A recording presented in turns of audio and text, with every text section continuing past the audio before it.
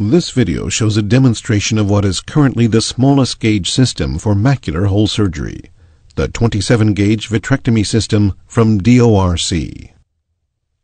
I usually insert the 27-gauge trocar cannula vertically because the hole it leaves is small enough to be completely self-sealing.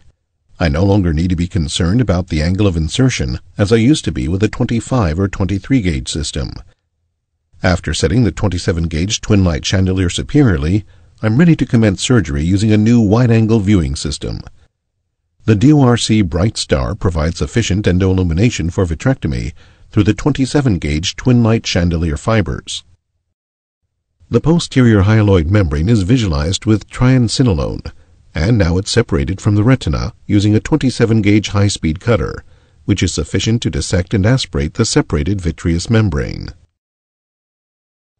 After staining the internal limiting membrane with brilliant blue G, ILM blue, I preferred to use a DORC disposable type 27-gauge end-gripping microforceps for ILM peeling.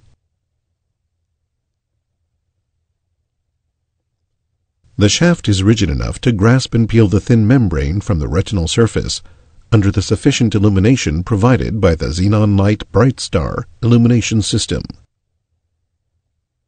Even with 27-gauge forceps, as shown in the video, it's possible to peel off a sufficiently wide area of the ILM. After sclera indentation, peripheral vitreous shaving can be performed using a 27-gauge high-speed cutter.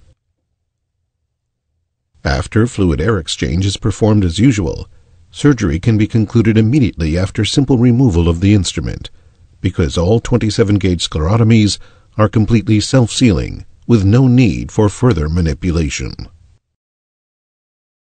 As you have just seen, macular hole surgery can be performed much more elegantly using the 27-gauge system.